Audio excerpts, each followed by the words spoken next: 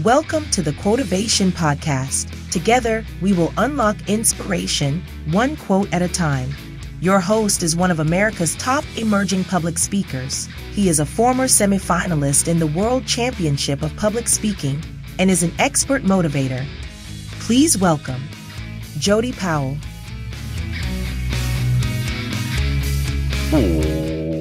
Welcome to another exciting episode of the Quotivation Podcast, where we unlock inspiration one quote at a time.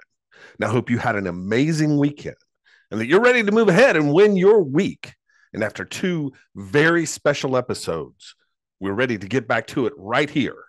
So let's get busy inspiring you to win your week. You know, I've always been amazed at how time can seem to stand still and yet go by so fast. And I met two friends last week for coffee on different days. And the first friend I've known for just a few months from our Toastmasters group, and it feels like we've known each other for a really long time. We shared about our Toastmasters journey and what's next for us in speaking and what we want to get out of Toastmasters and our goals and our ambitions. We give each other advice on speeches and the things that we're working on. And we share about our families, and we just really enjoy helping each other develop as speakers. And although we've only been friends for a very short time, it just seems like we've known each other for years. Now, my other friend that I met for coffee the next day, I actually hired her 5 or 6 years ago. And I knew right away that she was so much more talented than I was. She was that scary hire. And of course, I hired her right away. And I was right. She has an incredible marketing mind. I meet with her often just to verify the things that I'm thinking and enhance any business ideas or marketing concepts that I have. She's a trusted advisor. And we've known each other for 6 or 7 years now. And it feels like 5 minutes. It doesn't seem like it's been that long. Time is a tricky taskmaster. We have to recognize the moment and live in the moment and not wait for the future. Because I'm going to tell you something about the future. The future comes like a thief in the night, and it steals the present. So enjoy your time. Enjoy your now time with your family, with your kids.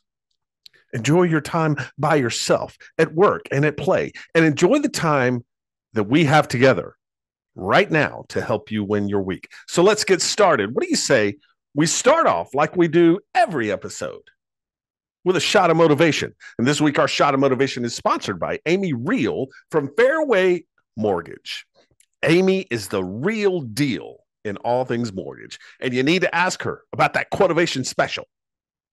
Okay, it's not the Quotivation special. It's for everybody. But you can still ask her about the cash guarantee program that will make you a cash offer to buy your home if it doesn't sell in the allotted time period. This completely removes that need for a contingency to buy. And the questions that come with that are, is somebody going to buy my house so that I can buy this house? Or is somebody going to buy their house so I can sell my house? This removes all of that. So give Amy a call today. Her phone number is 864-310-9337. That's 864-310-9337. And you can also email her at her new email address at Fairway Mortgage. And that email is amy.real, R-E-I-H-L, at fairwaymc.com. And that's to get in touch with Amy Real. And when you do, tell her you were quotivated to get your mortgage deal done, because Amy Real is the real deal for all things mortgage. And her NMLS number is 486620. And as always, thanks, Amy.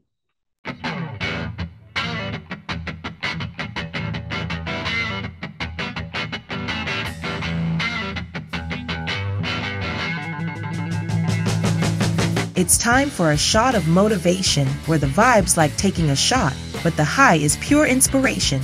This is a quick, powerful boost of motivation to fire up your spirit. Get ready for a rapid infusion of uplifting stories, impactful quotes, and game-changing ideas. It's the swift, potent dose you need to amp up your game and win your week. It's a shot of motivation.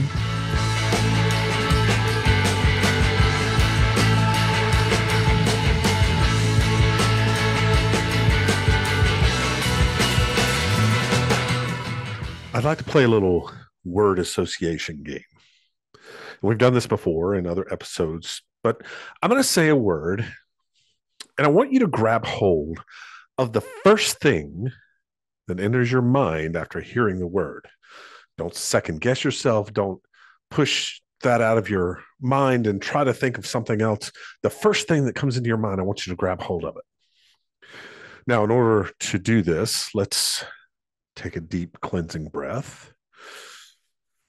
Let's clear our mind. You can even close your eyes if you can. If you're driving, please don't do that. If you're somewhere that requires you to keep your eyes open, please do so. But if you can, close your eyes and take that deep breath and clear your mind and prepare to hear this word and to capture the very first thing that enters your mind. And here's your word. Sanctuary. What was your first thought? What entered your mind first? For me, it was the image of the inside of a church. Being raised in church, that was where we went to worship. We called it big church. It's where you went to sit quietly and twiddle your thumbs and listen to some music and listen to some guy say some words before you could go to the local restaurant and eat chicken or hamburgers, your Sunday lunch. Or before you went over to grandma's and had a huge home cooked meal and played with your cousins and your friends. Others of you may have heard the word sanctuary and thought something different. Maybe political asylum. Some political leader whose government was overthrown is seeking sanctuary in another country. Some of you may have thought of something for an animal. Bird sanctuaries, wildlife sanctuaries, places where hunting and poaching are prohibited. But here's the thing that all sanctuaries should have in common, whether you thought of a religious sanctuary, an animal sanctuary, a political sanctuary, or if you thought of something else, every sanctuary should elicit a feeling of safety. How many of you have a sanctuary? How many of you have several sanctuary places you can go to look inward, to have reflection on life and your life and how it's going, decisions you've made and things that you've done and where you want to go and goals you want to set? For some people, a sanctuary could just be a place to unload the burdens that they feel. For others, it's a place of invigorating excitement and recharging of the batteries. And you can have multiple sanctuaries. There's nothing wrong with having a sanctuary. Even Superman had his sanctuary, his fortress of solitude, a place that he could go to feel safe, to be himself, to figure out life and the problems that come along with it. We all need that sanctuary, but not all of us have the time and ability and capability to build an ice castle in the North Pole like Superman did. I have several sanctuaries, and they serve different purposes, and we use them at different points and at different frequencies. I'll start with one that it takes a little while to get to. One of my sanctuaries is the beach. Now, where I live, I'm 3 to 3.5 hours away from the nearest beach. Easily a day's drive. If I needed to, I could drive to the beach. I could sit out on the beach all day and then drive home. But we like to go a little further than that because we are 3.5 hours away from the coast on the Atlantic Ocean. We enjoy going south to the Gulf of Mexico, which is a further drive. We enjoy going there to unwind, to recharge, to vacation. But make no mistake, it is absolutely a sanctuary. The clear, crystal water of the Gulf, the beautiful white sand, so soft, feels amazing between your toes. My wife and I will go on vacation to the Gulf of Mexico, and we will take 2 chairs and a cooler full of water, and we will sit down on the beach, and we will sit there all day long. We don't say much to one another because it's a sanctuary for us both. We both feel safe there. We both take time to think about and inwardly reflect on how things are going, what's on our mind, where we want things to go. We've made some really important decisions for ourselves and for our family right there on the beach. It's a sanctuary. We feel safe there. But you can't always get up and go to the beach. You can't always do that. You don't always have the time, the money, the ability, the time off from work. And so what do? You find other sanctuaries. There's another sanctuary that I have that I like to go to when I'm feeling a little bit lost, when I feel like I need to pray, when I feel like I need to find guidance and to recenter myself. It's a little place just outside of our hometown. It's at the base of the beautiful Blue Ridge Mountains, the northern part of the county that we are in. And the name of it is Pretty Place. And it's a little open air church sanctuary. There are pews and benches. There's a cross overlooking this beautiful view of the Piedmont of South Carolina from the top of a mountain. The views are gorgeous. You should Google Pretty Place in South Carolina and you'll see the images pop up. They're absolutely stunning. And I like to go there every now and then when I need to be centered, when I need to be quiet, when I need to hear and listen to what nature offers, when I need to soak in a sight so stunning that it leaves you breathless. But again, not all of us have time to drive 30 minutes away from our hometown and spend a couple of hours in a place like that. So what do you do when you are really crunched for time? Well, you find your sanctuary closer to you, to where you are. And one place that I don't think we think about in terms of a sanctuary that absolutely should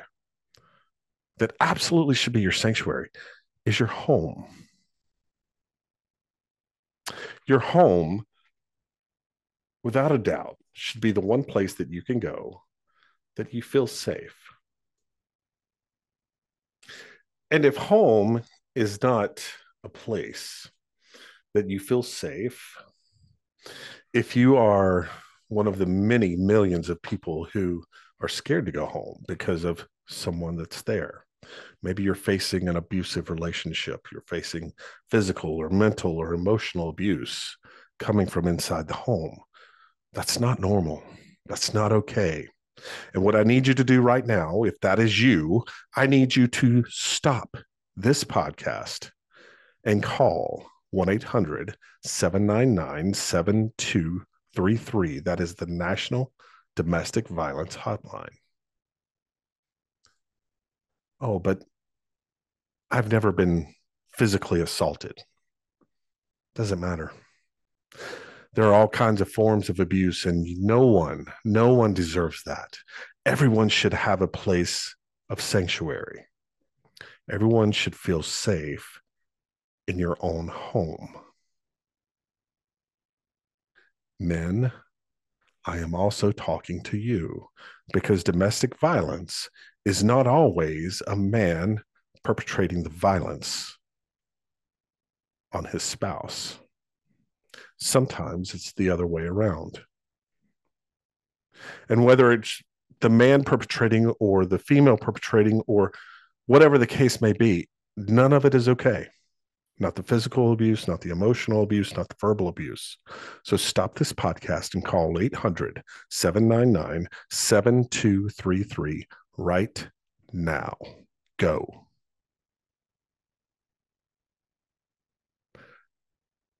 For the rest of us, Home should absolutely be a sanctuary. And I want you to be careful with that, because a lot of times what will happen is that we will say things like, oh, well, I find sanctuary when I come home and I play with my kids, when I toss the football around in the backyard, or we have a tea party, or bath time, or I put them to bed and I read them a story. That's my sanctuary. No, it's not. All of those things are wonderful. All of those things you should absolutely want to do and need to do as a parent. Yes, do them. But don't consider that your time, your sanctuary time. Because the focus, like most of the day, is on other people, not on you. You still have to find that space and that time to give to yourself. And so maybe it's a favorite room, maybe it's a favorite chair. You don't even have to be alone. You put the kids to bed and you and your spouse are watching television, or you're in the sitting room reading books. That's your sanctuary time. A time for you to be able to look inward, to make sure that everything's okay here in your heart. Everything's okay here in your mind. Do a self-check. How am I doing? And be honest. Be honest with yourself. That's what a sanctuary affords. Now, sometimes even that is not possible. So what do I do? If I'm not at home and suddenly I find myself in need of a sanctuary, I need to go somewhere. I need to be alone. I need to be alone with my thoughts to give the world a ponder. What do I do? A sanctuary could be anywhere. One of the things that I do, and I am able to do this for a variety of reasons. One of which is that my wife has a condition called adrenal fatigue syndrome. Now, what that means is that her adrenal system works on a different timetable than the normal person. Our adrenal systems, when you're, quote, normal, tend to work on a 8 a.m. to 8 p.m. schedule. You wake up, you start getting your morning started, you begin to get that energy. Around 8 a.m., things start to clear up, the fog begins to lift, and you have energy throughout the day, and it goes in a big bell curve, and it begins to curve downward and level off around 8 or 9 p.m.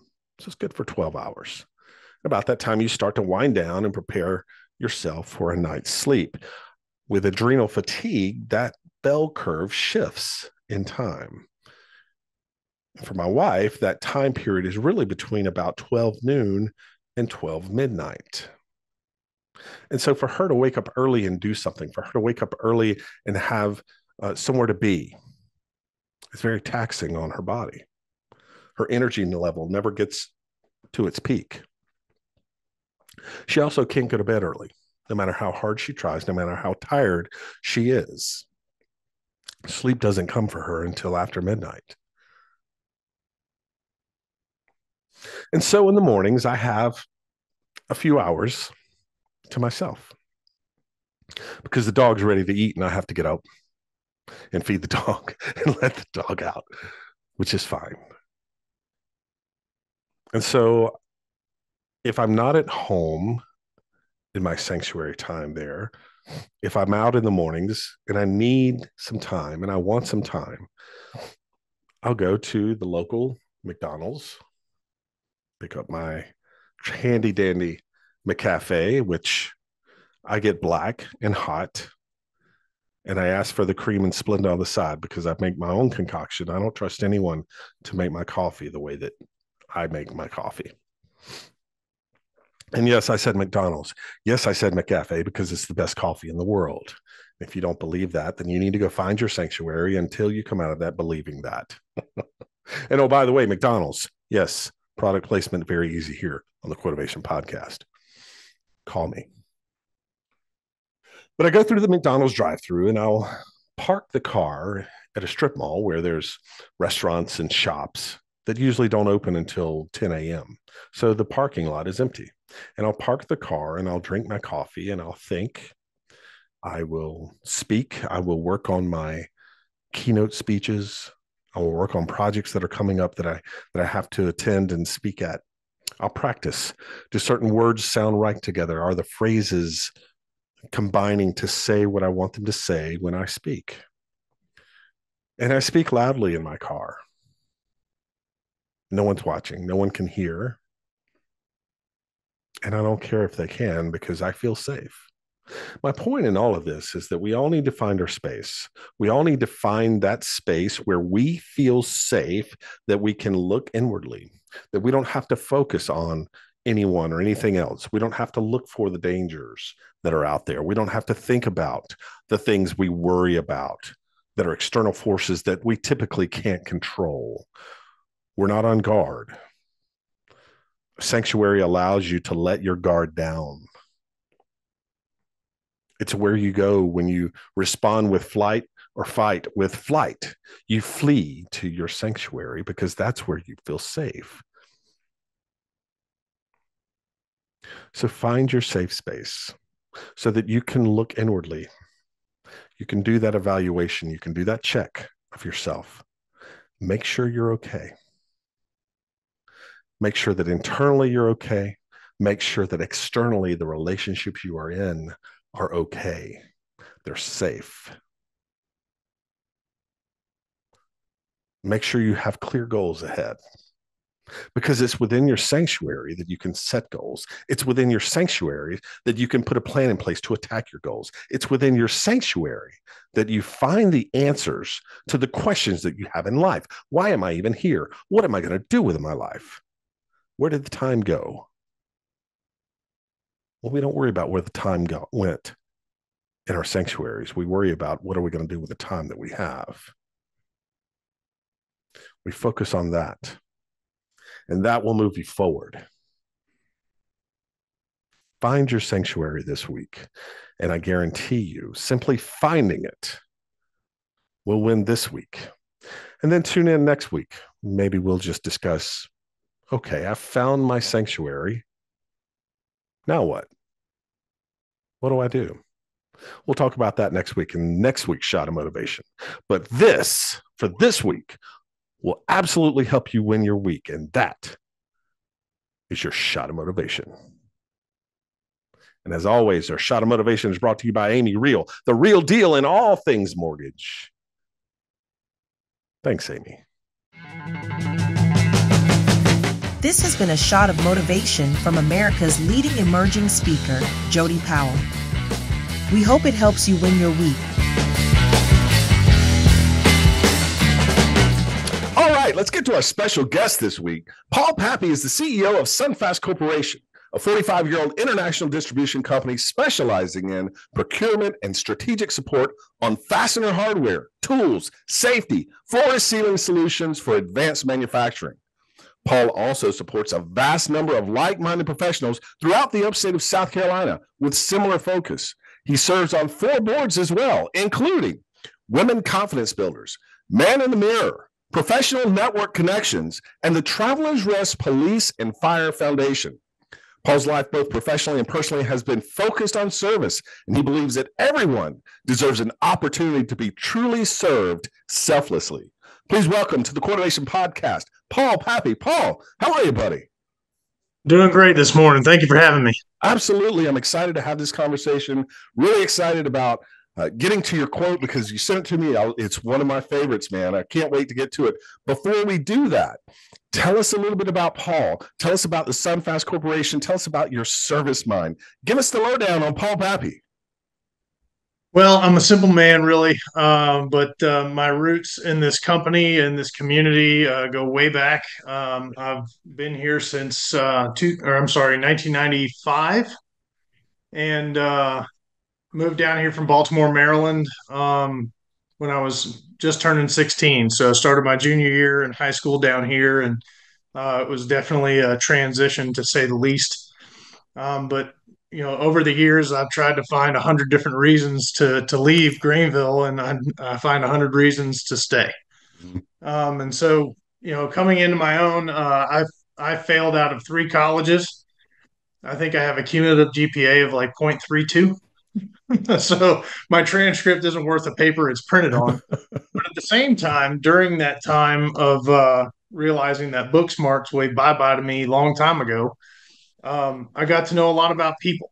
Mm. I learned a lot of different tricks of the trade to get what you want, get what you need, get to where you're going. Um, and while there's some negative connotations to that lifestyle, you learn a lot about yourself. You learn a lot about the world in which you live. And as you grow up and you mature, you kind of bring some of that scar tissue with you for your benefit. Mm. So the good stuff that remains, I'm very proud of. I'm very happy to have brought those life lessons with me. So in 2000, I had a bad breakup in college. I was working several jobs in Charleston, and my dad, who at the time was running Sonfast very successfully, said, "Enough is enough. I got to get you out of there. We got to get you some direction. We got to start building some riverbanks." Yeah. So he came and grabbed me up out of Charleston and put me to work at Sunfast. And when I came to work, he handed me a pair of yellow gloves and said, "The Paul Pappy I know is capable of doing this job. Mm. So if you do really well," he said, "I may give you a broom." And so once I learned how to use the broom, I started, working in the warehouse, working in quality, started doing some account management, and just kind of learned all the different facets of the business. And all this time, I'm still trying to become more than a 12-year-old mentally. Mm-hmm. And so, Yep. like a lot of guys, I matured late, but learned a lot of cool stuff along the way. And fast forward to 2012, my dad got sick with cancer for the second Mm. time. Ended up passing 3 months after his diagnosis in Wow. January of 2013. And so at that point, I thought that I was ready. Young guys really advantageous and motivated by the wrong things believe that they're ready. Mm-hmm. Believe that they're ready for responsibility, ready for leadership, ready for decision making, critical thinking, active listening, and I just wasn't. Yeah. And all of a sudden, the guy I had looked up to, granted our relationship was tough at most of the time, we just had two different visions for kind of where we wanted to see things go. And but ultimately, when he wasn't there anymore, part of my grieving process was kind of wandering, trying to figure out what direction I was going, trying to figure out how to be responsible for the people that worked for the company, to demonstrate that I was capable of handling the responsibility that had been legacied to me. Yeah. And for a couple of years, between my mom and I, we battled back and forth, trying to figure out how to fill that chasm between us that had been left. And ultimately, in 2018, my mom decided to retire, and it was just kind of like, all right, well, I got the reins now, and I'm ready to see what we can do. So let's diversify. Let's run with some of these ideas. And I guess it just became second nature to me to be curious about how the people sitting across from me felt about distribution, supply chain, but Mm-hmm. more importantly, the relationship that they have with those people. Sure. And so I wanted to be different. I had always wanted to be different. I always wanted to be a standout. It wasn't for attention. Moreover, it was figuring out my identity and just kind of harnessing that and just trying to be a good human, Yeah. knowing that I still had so much to learn and so much to understand that I didn't understand. Right. Right. And so I started just surrounding myself with great people that really tried to push me in the right direction, poured a lot of wisdom into me, and really filled those gaps that my dad's absence had left. Now, meanwhile, if you backtrack to 2008, I married my wife. She was the first person I had ever met that was more important to me than me. And everything started to change when she came into my life. It was just kind of an awakening. So we just celebrated, or we're getting ready to celebrate Friday, our 16th anniversary. Awesome. So yeah, we got two great kids. My 14-year-old son just graduated from eighth grade. He's going into high school. shaking Oof, like a leaf. right. I am too, in a lot of ways. But being a parent, uh, when you couple that with being a business owner, I mean, in a lot of ways, there are childlike qualities to running a company as well with the people you work with. Not saying they're childish, but I mean, you have to kind of adapt to the way that they learn. Mhm. You have to change the way that you think to kind of appreciate their perspective. Sure. And sometimes you just have to back up and punch, you know. But learning how to be flexible and have some latitude with people was something I really latched onto well. And I think that our culture today is representative of that ability. But it's a God given gift. I mean, if you're able to run a company with all these different personalities and all these different points of view, and do it well, then I think you've got something special. Yeah. And that's kind of where we sit today. And so the service mantra, I mean, if you don't learn to first figure out how to serve your employees, you can't figure out how to serve a customer. Hmm. So I really focus hard on being able to serve my people and, compensate them well, give them some flexibility on when they need to be out because they've all got families too. Sure.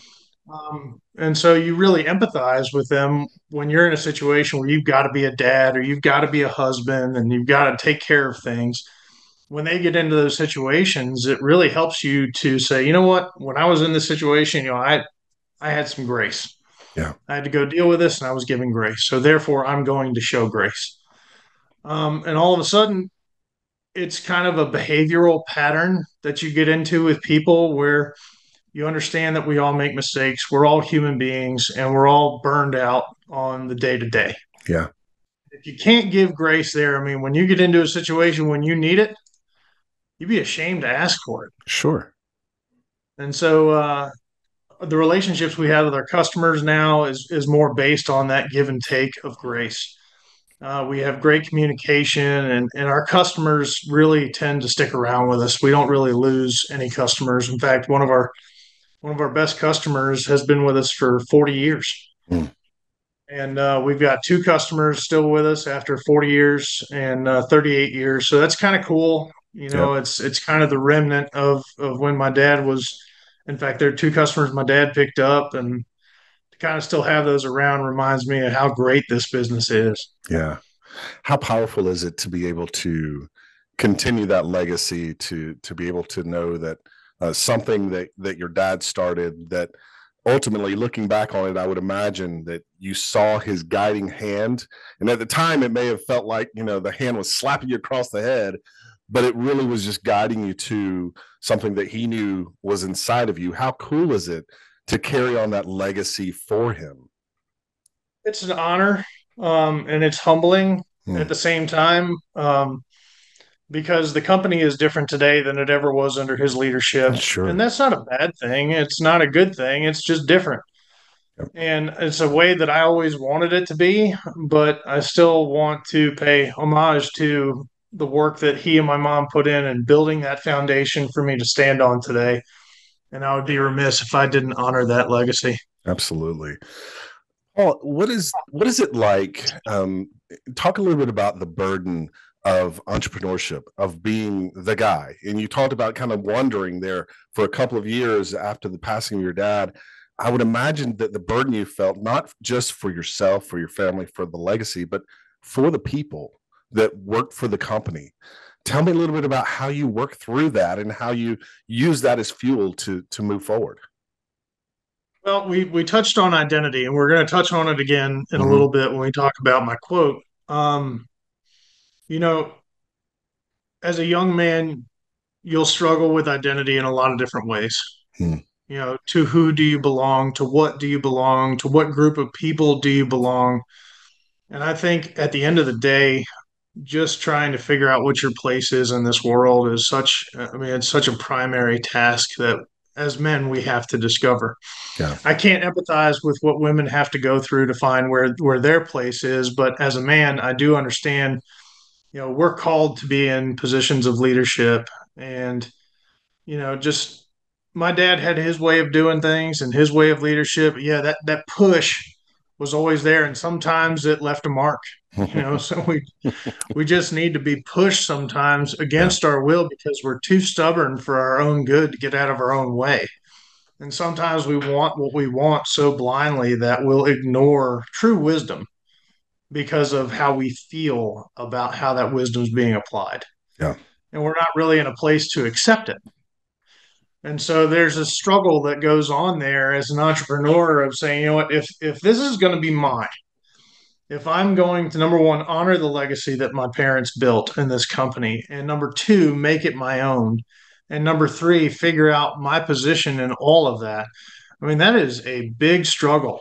And oftentimes when you hear it's lonely at the top, what that speaks to is points of empathy.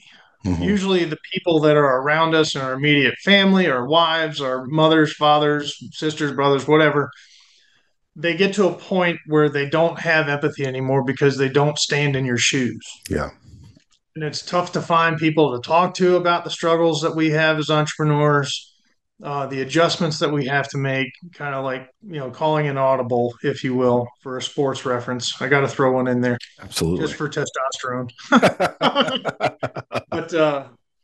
But I think that the ability to adapt in this position it's incredibly important.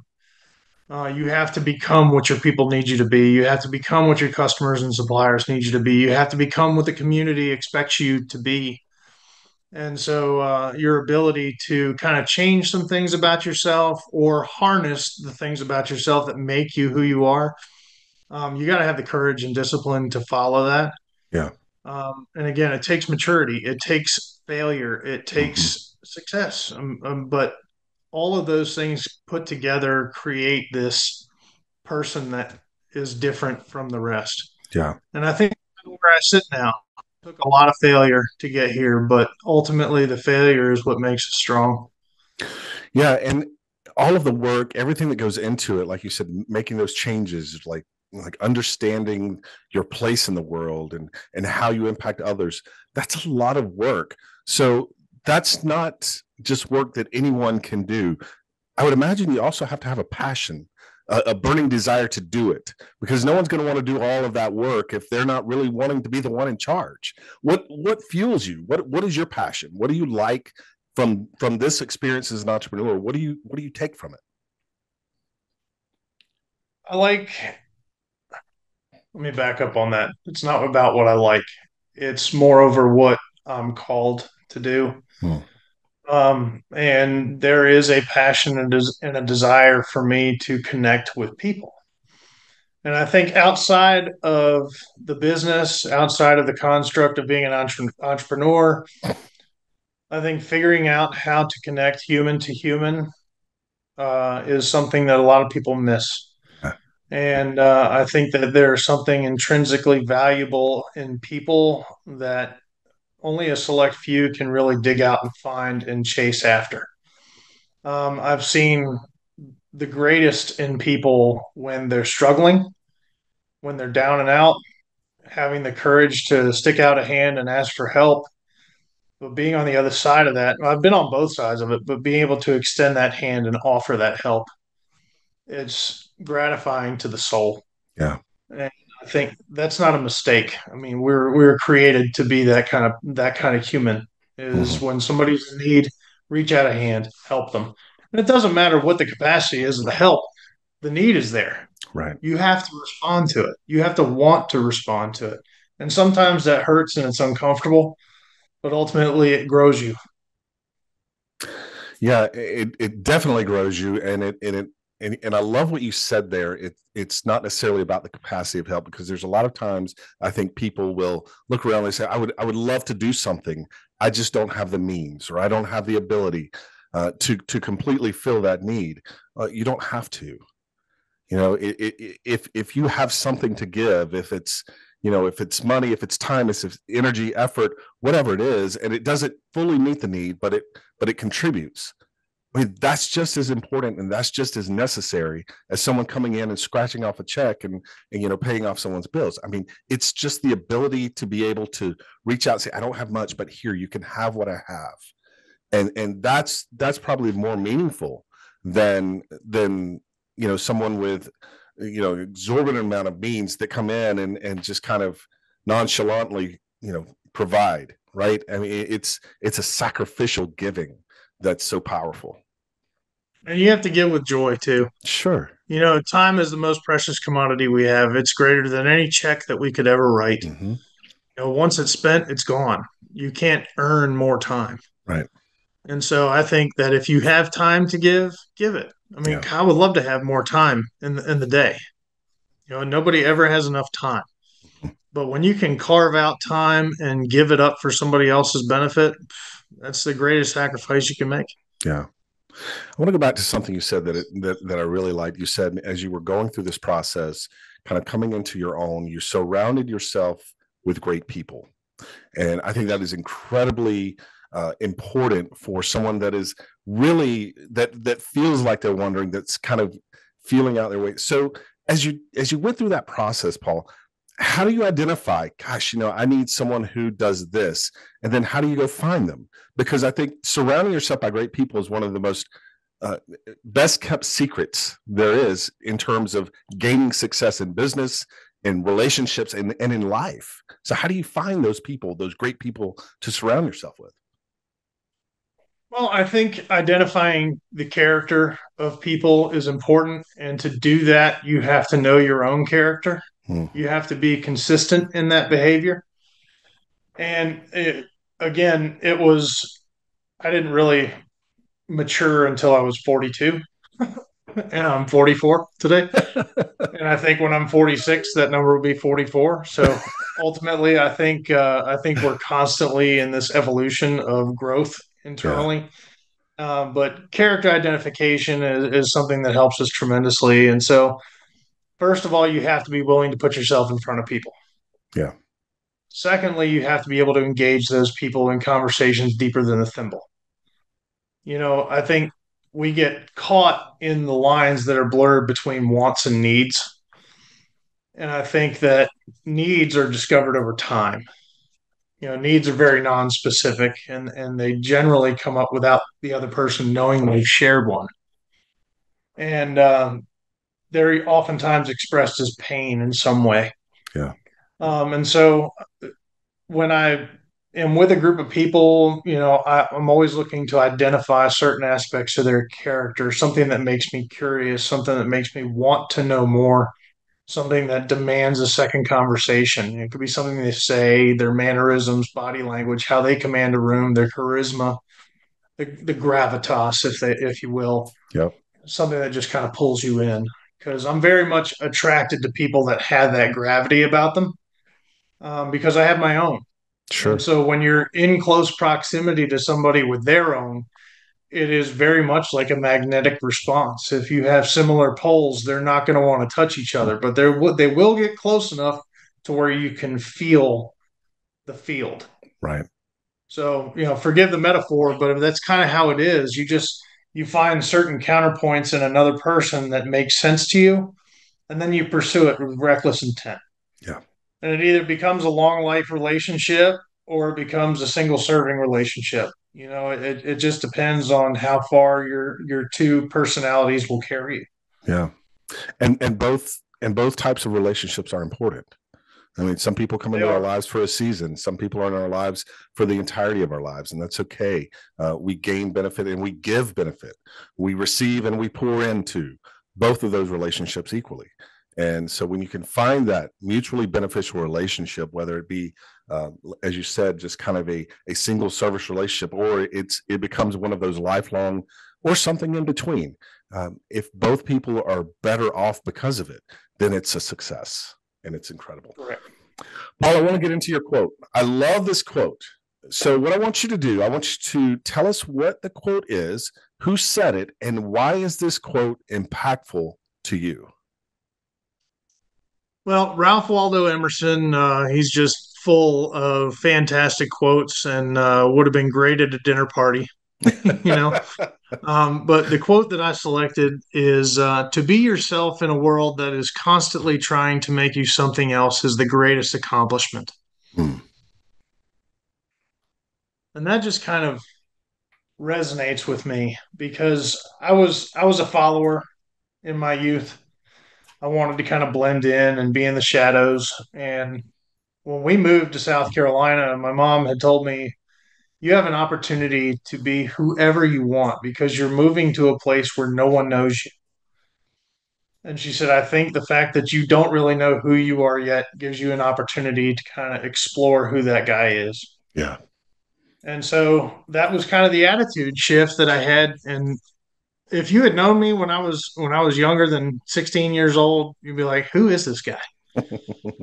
But when I moved down here, I just kind of blossomed into somebody that I had never known, and I'm still getting to know that guy over Yeah. time.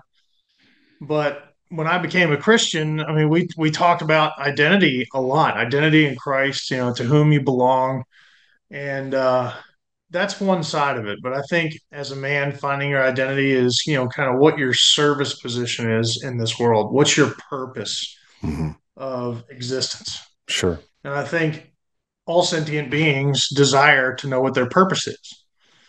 And everyone wants to know, why am I here? It's as simple as figure out what you do well, repeat that in front of others so that they might repeat it in front of others. Hmm. That goes for discipleship, that goes for ethical business practice, that goes for just being a good human. Yeah. And I've fallen in love with it. I mean, I really discovered that, where my place is in the world is to help people. I Yeah. just, and long after Sonfast is gone, that's what I want my life's work to be about, is figuring out where the need is and extending that hand. And so that is a passion of mine in and of itself. But to go through this life, not knowing who you are, just kind of being a chameleon to fit into whatever environment you find yourself, it's very confusing. It's very lonely, and there's a bunch of other adjectives that could go with it, but it's just being lost. Yeah. And that's no way to really experience the life that we've been given. Um, so I think standing firm on your identity is everything, because today in this world, gosh, if you're on social media for 5 seconds, you know that everybody wants you to be something different. They want you to believe something different. They want you to act like somebody different. And I refuse to do that. Yeah. So I think in a lot of ways, identity is kind of your passage through this life. If you can Hmm. figure out who you are and what you believe in and stand on those things, just live it out. Yeah. I really think that's so important because there is just an identity crisis in the world today. And as you said, there's so many things that can try to influence you one way or the other. So many outside forces that are trying to tell you how to be different, or how, or what to believe, or what to think, or what to say. Paul, you mentioned when you moved here down south, which I imagine is quite the cultural shift coming from Baltimore to South Carolina. And so there Just was a a lot, hair. yeah, just a little different, right? Yeah. And so there's a lot to get used to in that regard. But then to say, here's the opportunity to really define who I am, and not have someone say, yeah, but I remember who you were, right? And bringing that up. How do you do that? How do you go about reflecting within yourself to truly find who you are in this world? Well, I am not ashamed of my past. I was an addict for 8.5 years. Hmm. Um, I'm definitely not ashamed of it. I'm not afraid of it. I've overcome. In fact, July 5th this year will be 20 years clean for me. Awesome. That's amazing. And, you know, it really goes a long way to remember where you came from. Hmm. And we all have things in our past that we're not proud of, but they've also helped shape us into who we've become. Sure. And so I think if we forget the lessons that we've learned, we are absolutely doomed to repeat them. So, I Mhm. mean, I think that if anybody is going to force me to relive my past, I'm not afraid. My past is what made me who I am, and the lessons I learned in that life, I'll never forget. Yeah. And so I think that if anybody wants to shame somebody else for the struggles they've had in life, the mistakes they've made, the bad choices they've made, that's a disservice. Yeah. We don't have to live in that place. We don't, and it happens far too often. And it's been exacerbated by the emergence of social media. People can hide behind keyboards and be the biggest bully that they want to be. They type things they would never say to someone's face, and they do so in a way that absolutely to the fragile ones can destroy someone. It can absolutely destroy their identity, their self-esteem, their self-worth, and all because people are just trying to build themselves up and they don't know how. And so it's tearing others down in order to make you feel better about yourself, which is the absolute wrong way to do it. And it just leads to so many problems with kids, with our youth, with society, because that kind of behavior carries over into how you behave outside the home. And it leads to so many problems in the world. It leads to so much anger and hate and discord and divisiveness. And it just makes you want to just say, stop. Just stop. We're all here. We've all made mistakes. We're all on this same little rock hurtling through space. We've been made the same way. We've been given certain gifts. Why can't we just lift each other up instead of trying to build ourselves up and tear others down, pushing someone down to get ahead? And that's what I think this quote really is about. It's being yourself in spite of everyone else telling you that you can't be yourself. You have to be something else. You can't believe that's not culturally normal. That's not who we're going to be. So, Paul, as we think about this quote, and if there's someone out there that's like, I just don't know how do I be myself? How do I use this quote to move ahead? How am I going to use this to win my week? What advice do you give them? How do they do that? There's no easy answer to that. I mean, there's really no direct path. You have to stumble and fall. You have to climb. And I think anything that comes to us easily is not worth having, Mm, especially when it's as valuable as your identity. yeah. But I think that if you find something about yourself that you wouldn't sacrifice for anything, build on that. That's if you find something that brings you joy, build on that, Yeah. even if it comes at the detriment of yourself because somebody disagrees with how you do it or the platform you use to do it. Doesn't matter. Yep. I think that becoming who you are always meant to be involves climbing those mountains, getting over those hurdles of judgment and opinion and ignorant supposition from others. I think you just have to battle through that. And if you have the fortitude to do it, you're going to do great things. Yeah. Yeah, that's powerful. I think a lot of times we, as parents, we really do a disservice to our kids because we tell them things like, you can be anything you want to be. Listen, I had two boys. I love my two boys. Those kids were never going to be an NBA all-star. They did not inherit athletic ability. Okay, my fault, my bad. They can't. It's interesting because we say this to try to encourage. You should chase your dreams. You can be anything. But what we don't say is what you really need to do is find your gift. Find what you've been given. What's that God-given gift that's inside of you that you're intended to use? And there you can find your passion. There you can find who you want to be. There you can find who you can be and how you can make this world a better place. And so, I cringe every time I hear parents say, "Oh, little Johnny, little Sally, you can be anything you want to be." No, they can't. Who they need to be is who they were created to be. And that is to be themselves. And that's why I love this quote, because the world, even as parents, we tell our kids, we try to convince them to be something that maybe they weren't intended to be. And Yep. it can, and it's out of and it's out of love and it's out of support. So it doesn't always have to come from a bad place. But at the end of the day, every single one of us, every person has to figure out, who are we? And how do I make this world a better place based on who I am? And have the courage and the self-confidence to do it. And that's daunting. It's hard. Oh, absolutely. That's why it's so attractive. And that's why it's so great, because as you said, nothing that comes easy is really worth having. And so I think that in and of itself is a fantastic quote.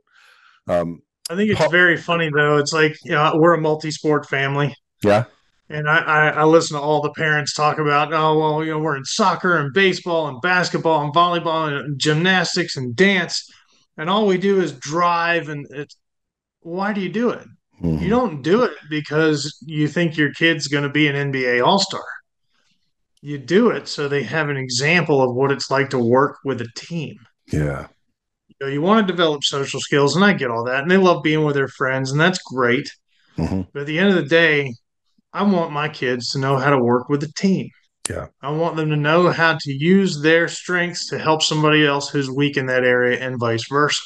Mm-hmm. And I think ultimately that should be the reason why we're multi-sport families. We want Sure. them exposed to that team environment as much as possible, receptive to coaching as much as possible, whether it be in life or in sports. Being able to hear that coach's voice and follow that leadership is a critical skill that I'm scared to death our generations are losing. Yeah. So that's why we do multiple sports, not because I want them to have a scholarship somewhere, but because I want them to learn, number one, there's points of authority you just have to listen to. Absolutely. And they'll make you better. Unless you have a bad coach, in which case I don't have any advice for that. But switch teams. Exactly. Yeah. That's why they have the transfer portal. That's right. I wouldn't be surprised if that reared its ugly head in Little League at some point. But it's a really good point in sports. Sports and dance and music, those kind of things are critical to develop those soft skills and being able to be coached and taught and how to learn and how to listen to authority. Well, another one I think we're losing in sports that's a shame is how to lose with grace, how to fail, how to respond to failure. You take the score out of it because we don't want them to feel bad because they lost. Feeling bad because you lost is life.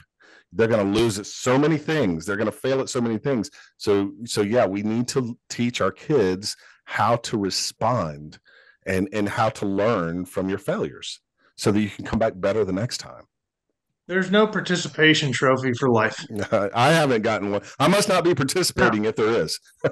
Yeah, my hand's been out and nobody's put anything in it. So, But I mean, and I think that the participation trophy is such a great metaphor for where we are today culturally, is that everybody believes that just being somewhere earns them something.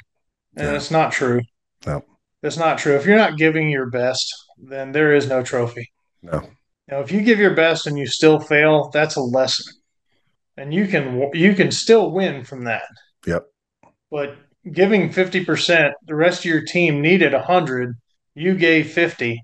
So now they've all got to give 125% to make up for your shortcomings. And that's just not fair. That's not right. That's right. But we're breeding a generation of kids that believe that somebody's going to pick up my slack no matter what. And I'll still get a trophy. And that's holding them back from where they need to be. It's setting them up for failure in life, and they're not going to know how to respond to that. And so it's a scary proposition. It really is. And so, encouraging our kids to be their best, to be the best version of themselves, and to give everything that they've got to something greater than themselves. And it's not always going to turn out, all sunshine and rainbows. You're not going to win every game.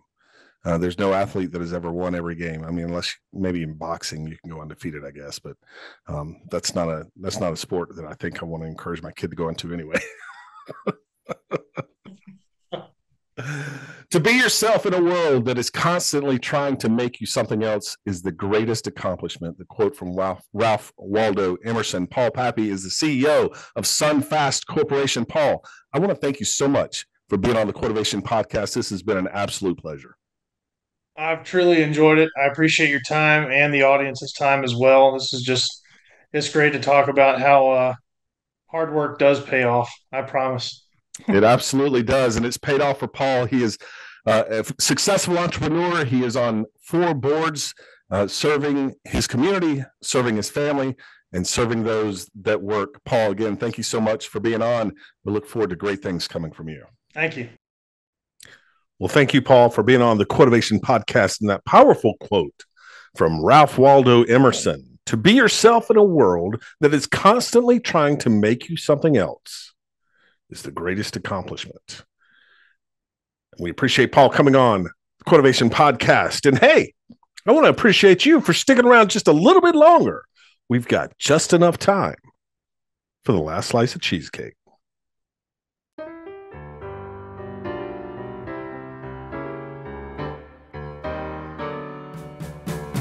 How about some dessert before you go? There isn't anything that can't be solved over a slice of cheesecake. So before we wrap things up, sit back, relax, and enjoy the last slice of cheesecake.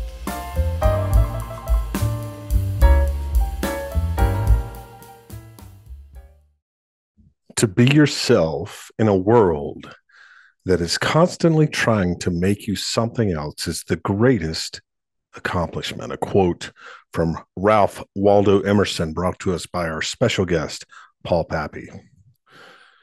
You know, this quote, I think it means that staying true to who you are is one of the hardest things to do and one of the most impressive things that you can do. I think every day we are faced with pressures from others to act a certain way, dress a certain way, think a certain way, talk a certain way, vote a certain way. These pressures can come from friends, from family, from the media, from society, from the online network of friends that we tend to place too high of an importance on their opinions. It's like everyone's trying to shape us into what they think we should be. And what Ralph Waldo Emerson is saying here, that despite all of those pressures, the most important thing is to stay true to yourself. Don't change who you are just to fit in or to make others happy. Being yourself means knowing your own values, your own beliefs, your own desires, your goals. If you don't have a value statement, I would encourage every single one of you to find someone that will help you write that value statement. If you don't know who to reach out to, then email me, the Quotivation Podcast at gmail.com. I will put you in touch with Denise Beers Kipper, who helped me write my value statement. It's so clarifying. It's so clear. It's so grounding. If you don't have a value statement, you don't know what you're missing. It's like a compass in a storm. Keeps you grounded to who you are. In simpler terms, I think Emerson is telling us that we're simply to be authentic, not let the outside world change us. To take courage and strength in being yourself, and that it's worth it because it leads to true happiness and fulfillment. We don't need to shy away from our past. As Paul said, there are a lot of things in our past I'm sure most of us would be ashamed of, but they're also the things that helped shape us. Paul talked about being an addict for 8 years. 8 years. It's a long time. And he's been clean and sober for almost 20. And I would dare say that I would venture a guess that Paul would say, I wouldn't change that because it has allowed him to become the person that he is today. And the person that he is today is so much stronger, so much more aware of the pitfalls that come in the road of life. Because he knows who he is. He knows his values, his beliefs. He's grounded in them. He has accomplished what Emerson called the greatest accomplishment. And that is to be himself in a world that is constantly trying to make him something else. I hope you can find some nuggets of truth somewhere within this episode that's going to help you when you're weak. Whether it be from the shot of motivation, whether it be from the interview with Paul, or from the quote itself from Ralph Waldo Emerson. But let's all strive to be ourselves in a world that is critical, that tells us who we should be and how we should think. We need to be ourselves. We need to be authentic, because authenticity is the most important thing that leads to trust, that leads to fulfillment, that leads to true happiness. Be true to yourselves, and I guarantee you'll win your week. That's all the time we have for this episode of the Quotivation Podcast. I want to thank Amy Reel, the real deal in all things mortgage. I want to thank Paul Pappy for being a very special guest this week. And of course, as always, I want to thank you. I want to thank you for reaching out over the last 2 weeks, telling us how special those 2 episodes were. First, episode 20, looking back on the second 9 group of guests, and then adding my own quote for episode 20. And then last week's episode, where we honored fallen soldier on Memorial Day. If you missed either of those episodes, please go back and check them out. Guarantee you will be glad you did. And until next time, stay quotivated. You have been listening to the Quotivation Podcast, hosted by America's leading emerging speaker, Jody Powell. If you would like to book Jody to speak at your company, conference, or next event, visit www.jodypowellspeaks.com. You can also email him at Jody, that's Jody, at jodypowellspeaks.com. Thanks for listening. Don't forget to like, share, and subscribe to the Quotivation Podcast. And remember, stay quotivated.